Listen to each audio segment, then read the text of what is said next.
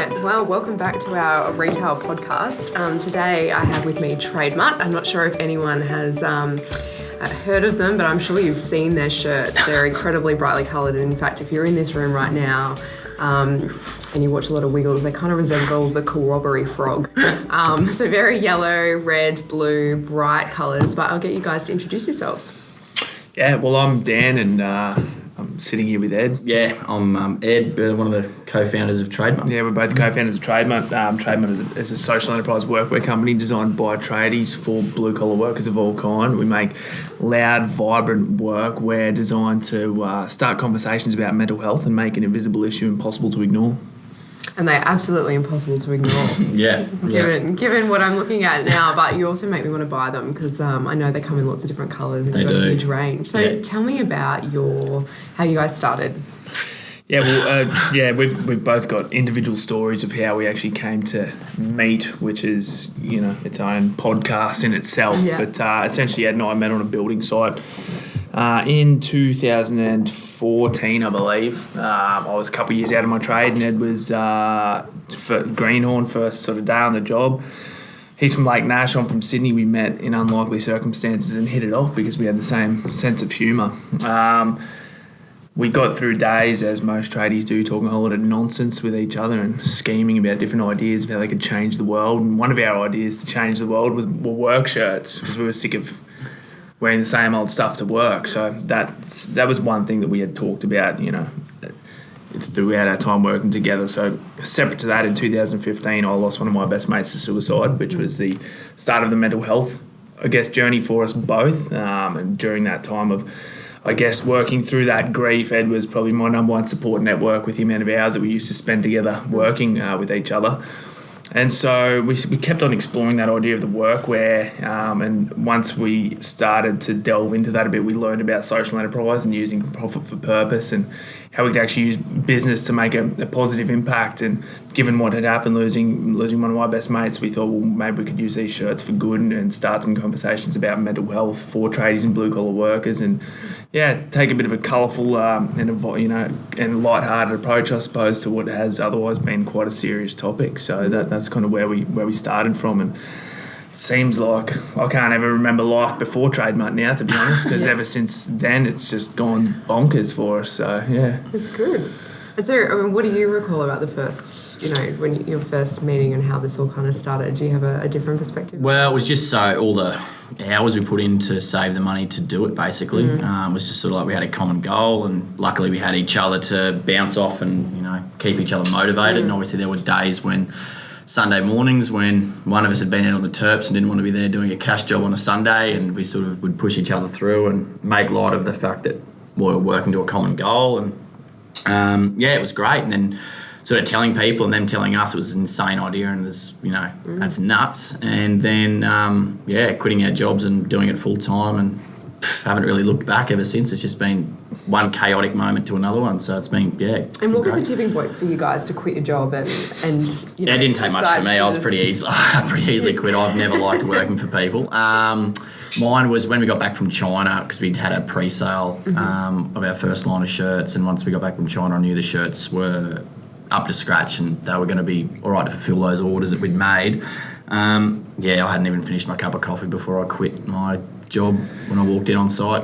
Yeah, well, we were working for the same builder together. We were both in sort of different situations because I had actually, funnily enough, the company that we were working for, the owner had his own mental health battles, which meant he had to step away from the business and seek help. And so in that time, I stepped up to sort of run the company. I was completely out of my depth, but in an effort to sort of keep things going in what was already a stressful situation. So at the same time, as Ed said, we were working 7 days a week to save the cash to make the shirts, but there was just so much going on. So it was a bit of a testing period for me because trying to keep that going as well as having this bubbling away on the side. And then the day I remember the day that Ed left, because he called me and he was like, "Mate, I'm done. I'm out. I'm going to Impact Academy and we're making TradeMutt." I was like, "Yeah, sweet, let's do it. I'll be right behind you as soon as I can get away from this." So I know. I mean, many of our listeners are small businesses or franchisees or are even considering going into retail businesses. So it's always helpful to hear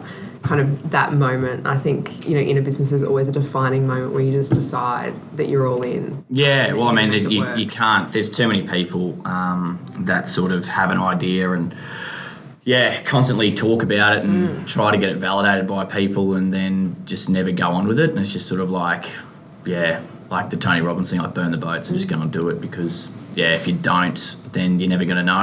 And I mean, we've learnt far more through our failures than our wins too. That's another thing as well. Like, I don't think people understand that side of it. Like, the failures that we've made in the 2 years since we've started have been far more impactful for our education around business and managing people and cash flow and everything like that compared to the wins we've had by far. So I think, it's not that you're trying to fail, but when things do go wrong, it's good that we're able to learn from it and move forward. And I mean, people just need to be able to just take that little jump and have a go. And I think TradeMutt now is more than just the shirts, right? So you're taking that profit for purpose further in terms of what you are contributing in terms of education around mental health, but also support for mental health. Tell me a bit about that. So we're trying to take more of a fully rounded, we don't like the word holistic very much, but it's like an all-encompassing mental health and wellness messaging and education through the ability of getting workshirts out into workplaces. So Dan is our a writer of the TradeMutt Tribune now, so it's the our articles and our online e-newsletter. We've also got our own podcast series where we get people in on a fortnightly basis and talk about their story and things that they've overcome and how they've done it, so we can further educate our listeners and our audience basically. So we've had guys like Darren Lockyer, Bo Robinson comes out tonight. We've had Greg Martin and David Shillington and just local builders like Hamish Clark and stuff like that, which we're getting awesome response from our audience around the impact that in itself is making. So it's been really good. And do you find that, the shows are obviously a conversation starter. I think that's one of your taglines, right? Do you find that people come and disclose their own personal stories to you once they know, and how do you deal with that personally? Because, it's obviously very stressful being a business owner, but also having constant disclosures around trauma can be difficult. Yeah, most definitely. We definitely have some tough conversations. We have, actually, it's quite often a roller coaster because we get so many really, really positive, comments and conversations, which are great. But the flip side of that is the real raw ones, dealing particularly with suicide. So I suppose, one thing that we harp on about a lot is about having that ability to not allow someone else's problems to become your problems too, which is the biggest key to this whole thing. But simply listening and understanding empathy and taking a non-judgmental approach is really the key. So for me personally, I guess it's probably something I've kind of been naturally good at. So I don't have too many dramas with it, but certainly I've had to come back and debrief with Ed and the crew, like quite a few times, because it has been some really, really tough ones. But communication with the team really helps. Like, we talk to each other, we keep our eyes on the goal here and what we're actually achieving, and that really helps. That gives you a lot of strength knowing that we're actually allowing people to have these conversations. So keeping that at the front of the mind certainly helps get through those tougher ones for sure. It's so interesting to me because having just come back from New York, there's a number of businesses doing a lot of focus around culture of their businesses, and one that stands out to me is Ashley Stewart, which was originally a business that was targeted African American women, plus size women. And basically, it was a business that was run absolutely into the ground. And when their CEO, the new CEO, came and took it on board, he really leveraged the relationships of everyone within those businesses, because the women that were selling the clothes were the ones that were the caretakers of these stories and were the ones that were connected to their communities. How important do you think being connected to the community around you is? Obviously there's construction and tradies and all of that, and then there's of course this men. We know men don't like to talk about their issues as well. How do you remain in touch, outside of your business as well as inside your business? It's absolutely everything. Without that, we look at what we've done, and there's been a few key ingredients to help our success, but everything together. I mean, the product, the cause, but also the personalities behind the brand have been the key. And without any one of those, we wouldn't have been able to achieve what we have. And so that keeping a relatable face behind the brand. I mean, Ed and I aren't hiding behind anything. You know, we're quite open about everything. We're quite, we really are the face of the brand, and that's giving us that ability to remain relatable with the community. I mean, in terms of social media, our growth has been strong. We're quite active. It's us who are talking to, our tribe, our family. So people know that and people trust that. So that's I completely agree. It's the key to one of the biggest keys to our success is retaining that. And so how do we buy your shirts? Online. Yeah, so TradeMutt.com.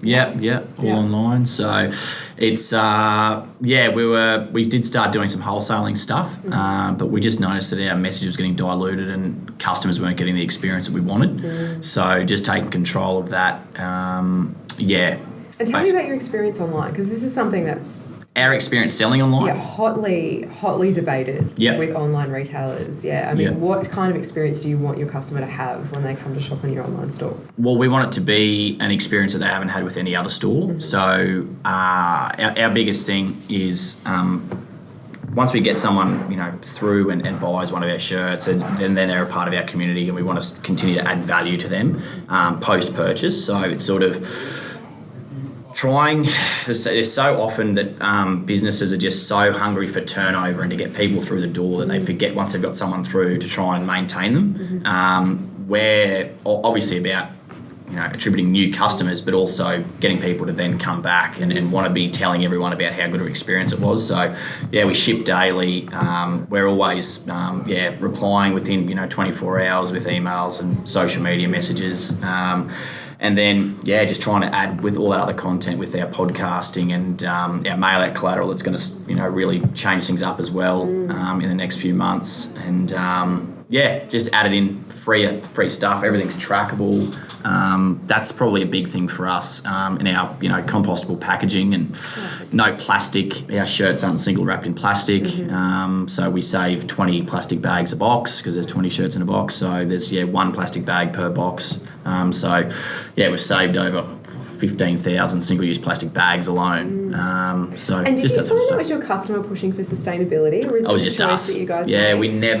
We've never done anything along those lines of being deliberately wasteful. So it's sort of like there's so many, you see it so often with shopping online. It's just like you get one, if you flat pack, you get your screws are in a plastic bag and then they're in another plastic bag, and there's just so much stuff that's just so unnecessary. So we don't even do the plastic tags on our shirts. They're just a bit of cotton. So could you imagine if you got your IKEA and all the screws are in the same bag? Yeah, it'd be so great. It would be a nightmare. No, you can put it in anything.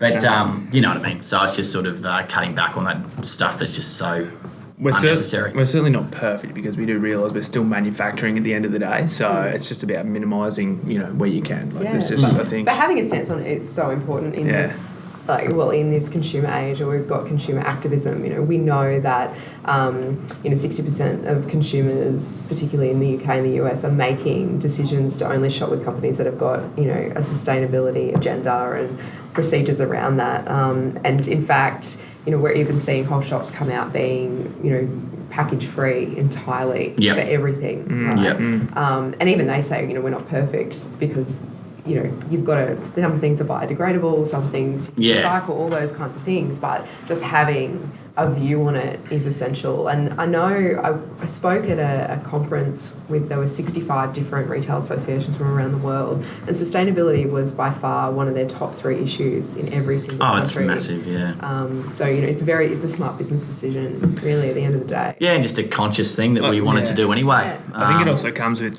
the territory when you're a social enterprise. If you're going to sort of fly the flag and be socially conscious about one thing, it's like, it's kind of got to be a well-rounded approach to holistic. Sort of everything. Yeah. What's holistic? Holistic without saying it's holistic. That's right. What about, in terms of having a viewpoint on all those things, as you just said, how do you go about including diversity and inclusion in your workplace? Well, see, if we, even at the moment, like given our target market is blokes, so we're looking for females on our podcast, which is it's tough. Like it's tough to find, people out there who fit the mold and have the story. So I mean, it's certainly something that we're conscious of and trying to build the team that's diverse, that also speaks the language to our audience and all that sort of stuff. But Kareen's in there. She's doing our production and textiles management, so she certainly breaks down the testosterone in the flying around the room a bit, which is nice. But we're growing the team out sort of again now. So hoping to get some graduates in and some interns, and obviously we're wanting to get quite a diverse group of people all with a common goal and that fit the mould. And talking about culture, it's sort of very important thing for us. It's sort of the trust and not having to micromanage people, and people that sort of have a growth mindset and wanting to take it take their role on and not be so cautious of looking over their shoulder, but happy to take the ball and run with it, basically. And where would you like to see TradeMutt go? I mean, what's the ultimate? The big, hairy, audacious goal is to be the world's largest social impact workwear provider. So just did our first order to Alaska last week, so 110 shirts over there, so pretty pumped with that. We've hit Antarctica, we've hit we've had TradeMutt up base camp, Mount Everest base camp. So we want to be globally recognised, and I think we've got the product to be recognised. Now it's just about getting the infrastructure in place to get shirts to every corner. Basically, it's like we're a marketing, logistics, and manufacturing company, so there's a few facets to the organisation, but it's just we're in a scale up stage. We're turning 2 in March, so it's sort of just sort of rolling with the punches and ensuring that we stay on the course and not get diverted across, because obviously there's people coming at us left, right and centre wanting things of all different types and products of all different varieties, but it's sort of maintaining the solid goal and all collectively working forward towards that. And how do you cut through that noise? Because being able to say no, basically. Yeah, you guys get there'd be a lot of interest in you, and I'm sure there's lots of people that are offering all sorts of things that might look very glossy on the surface, but might not necessarily be the best for TradeMutt. Yeah, well, it's sort of ensuring that it is a fit not just for the business, as in for us to be able to press forward financially, but also that it fits with our culture and our values, basically. And just ensuring that we're being productive and not busy, basically, is our big thing. It's just like there's so much stuff that goes on, so many hats everyone has to wear still, even though a team of 2 of Dan and I has grown into a team of 5 now. It's sort of, it's like Dan was saying the other day, it's like we don't have any less work, we've just got more of different stuff. So it's sort of like... The new staff hasn't eased our workload, we've just got more. We're just doing more collectively, so it's like... It's everyone wants to collaborate though. Yes. Everyone wants to collaborate with. Well, when I say everyone, lots of different organisations want to collaborate with TradeMutt, and so it's a hard one. I'm not great at saying no. Ed's really good at saying no, so that's like I can just hand punt it over to him if I need to. But when you're playing in the space that we're playing in with mental health, everyone has good intentions. Everyone's got really positive, good intentions, which is really hard to turn down. So that is a challenge, but that's just something we're navigating as we go.